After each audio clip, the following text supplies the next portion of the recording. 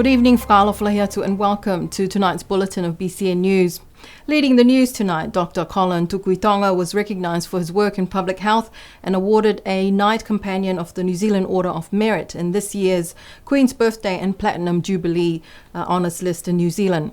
Sir Colin Tukuitonga told BCN News that he would very much like his investiture ceremony to be held here in Niue so that he can pay tribute to his family and his upbringing as the boy from Tongalupo becomes Sir Colin Whanotau Tukuitonga. Sir Colin is one of 16 Pacific Islanders in New Zealand to be recognised and awarded distinctions in this year's Queen's Birthday and Platinum Jubilee honours list. He is also only the third Niuean to be awarded a Knight Companion of the New Zealand Order of Merit. The other two are former premiers, the late Sir Robert Richmond Rex and the late Sir Toke Tufukia Talangi. Sir Colin told BCN News earlier this week that when he first saw the email, he thought it was a joke. It came from Wellington to my personal email, and initially I thought someone was playing a joke on me. Colleagues of mine had come up to our house in Tomarata and said to me that they were doing a story, a book. They're trying to write a story, and silly me, my wife knew all along what was going on.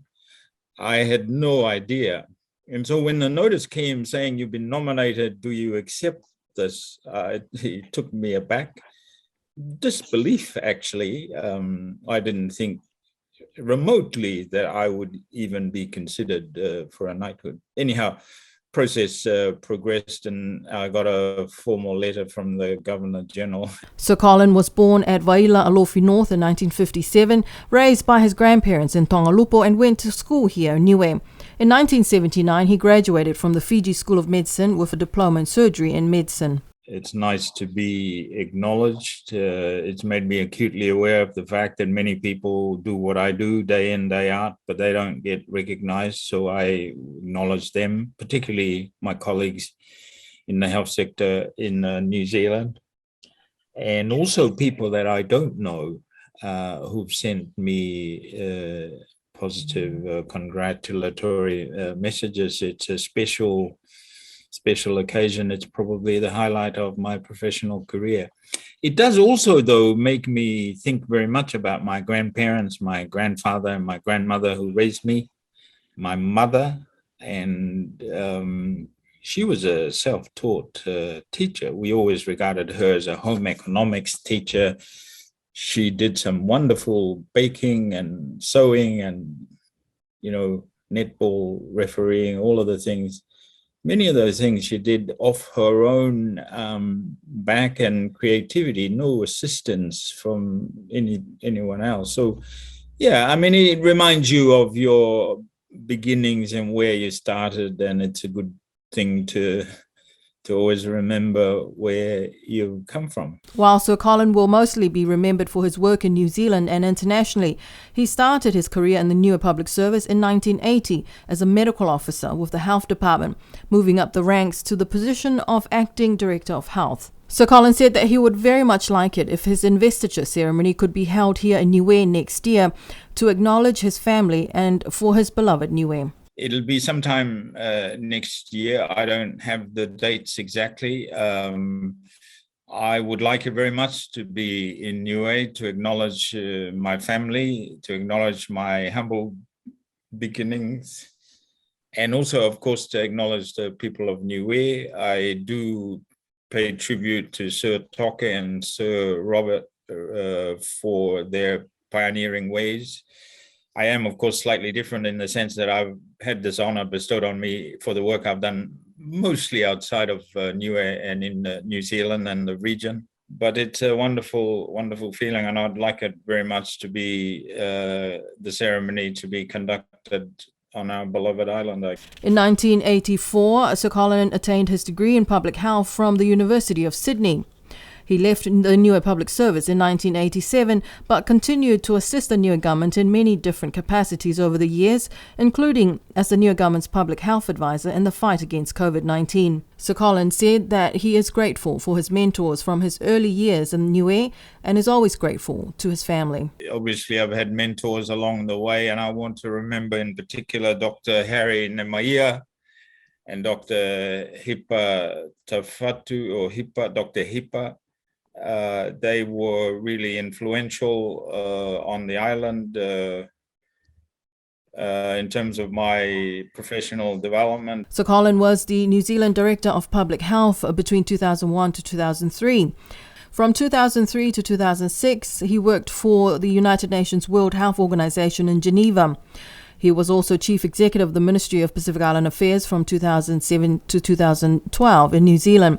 Between 2014 and 2020, he was the Director General of the Secretariat of the Pacific Community in Nomea. He is now the inaugural Associate Dean Pacific in the Faculty of Medical and Health Sciences at the University of Auckland and is the President of the New Zealand College of Public Health. Sir Colin said he would always be grateful to his family and thank his family for their support over the years, especially his family who are still here in Niue. Thank my family for the support over the years, especially my family that are still there. Falani Mogoia, Auntie Ongo me whanau, plus Tina, Tawita, and other family on the island to acknowledge and thank them for the support over the years. And everyone in the Niue government, it's just been wonderful to have had this long-term relationship with everyone.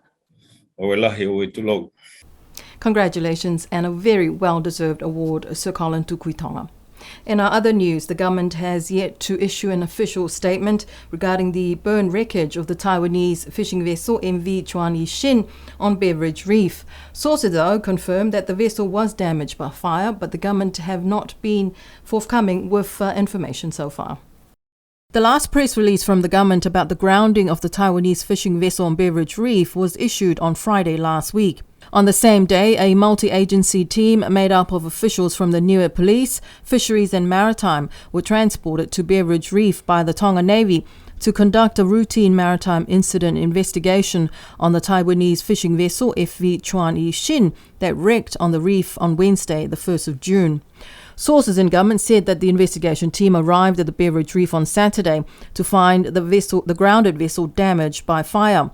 The government has not yet released any information or pictures of the burned vessel. The only picture released by the government was on Friday, and it showed the ship loaded still with fishing buoys and fishing gear on top. The Taiwanese fishing vessel with 11 crew members on board ran aground on Beveridge Reef on Wednesday. On Thursday morning, the Royal New Zealand Air Force C-130 Hercules conducted the initial surveillance flight over the reef. On Friday, the government issued a statement saying that the crew was safely transferred to another Taiwanese fishing vessel. The rescue mission for the crew was organised by the New Zealand National Maritime Coordination Centre. It has been over a week since the grounding of the fishing vessel, which has raised many questions as to why it was there in the first place, because Beveridge Reef is part of the Moana Mahu Marine Conservation Area, and no commercial fishing vessels should be in that area. This incident has also highlighted yet again the limited capacity and resources available to islands like Niue to be able to patrol and police our exclusive economic zones. 3 years ago, a marine spatial management plan linked to the Moana Mahu Marine Conservation introduced initiatives such as using drones or unmanned aerial vehicles, training some people on the island to monitor these types of activities within Niue waters. However, the capacity of these drones will not be able to monitor and police all of Niue's exclusive economic zone. 8 days after the grounding of the Taiwanese vessel on Beveridge Reef, the government has yet to issue an official statement about the incident.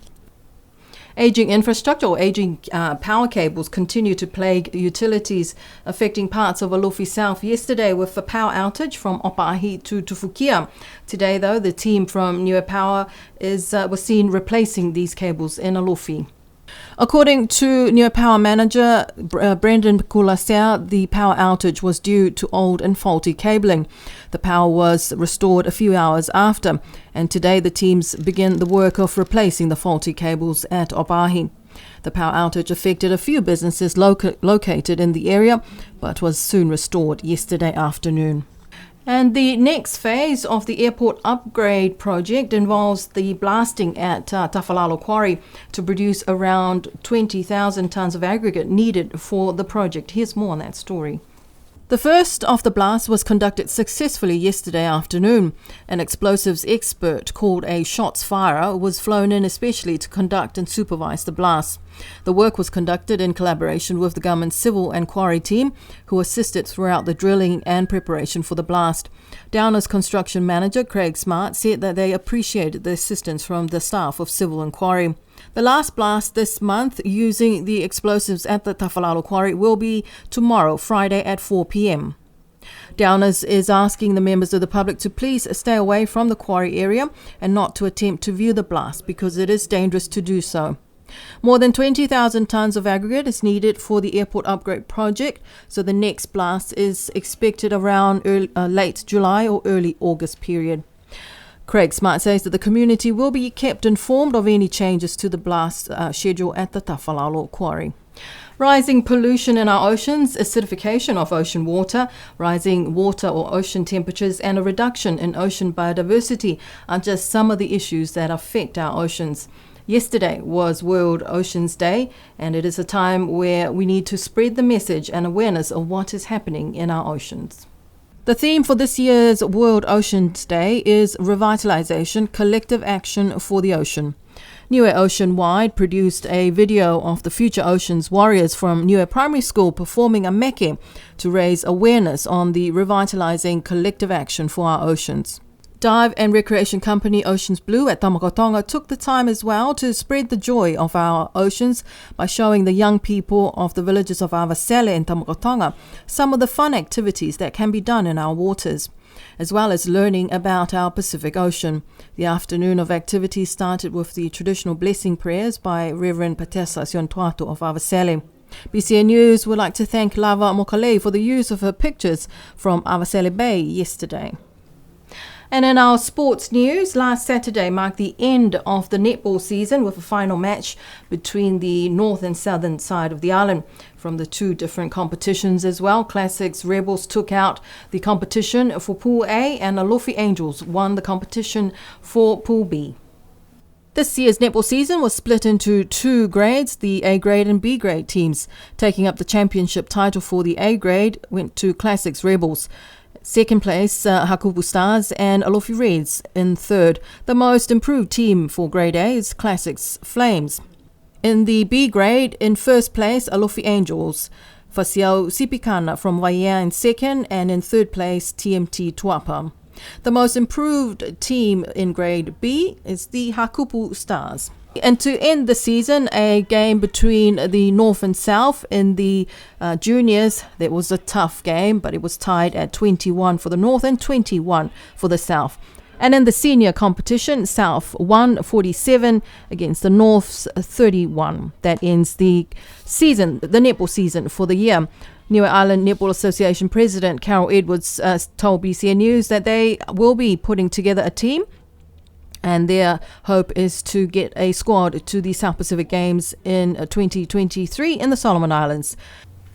And Friday last week was also the sports highlight for the Niue Primary School students. On Friday, they held their annual Cultural Sports Day at Paliasi. Our cameras were there to capture some of the footage.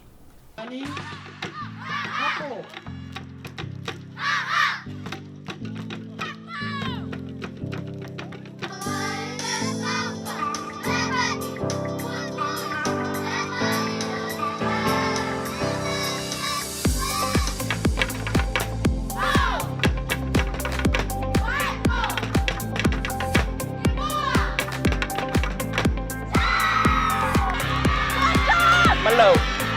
I have a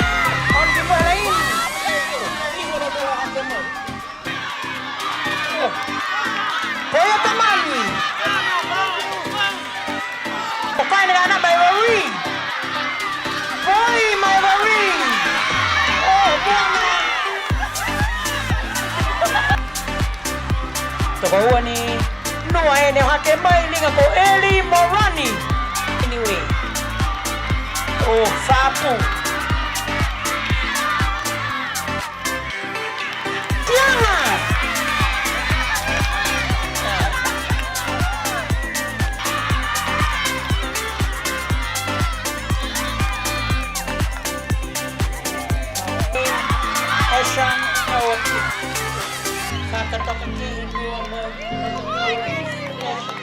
Tàu và hàng ngắt trụ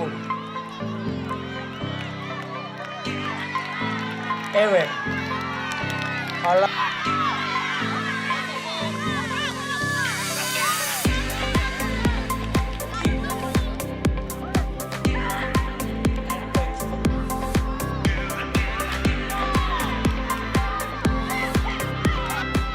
Itu ayo pada film kalau And congratulations to all the young ones on their successful annual sports day. Marine Days are definitely cultivating interest in fishing on the island. Over the Queen's birthday weekend, the village of Hakupu held their Marine Day on Saturday. And the village who started the whole concept of Marine Days, Mutalo, held their annual Marine Day at Uluvehi on Monday. It is a time for young people to try their skills at fishing. Even 9-year-old Kanana Motama from Hakupu did very well. His first time out fishing in the deep blue with his uncle Mene Awe, he caught 3 wahoos to mark his first real fishing expedition. Here's some pictures and images of the day.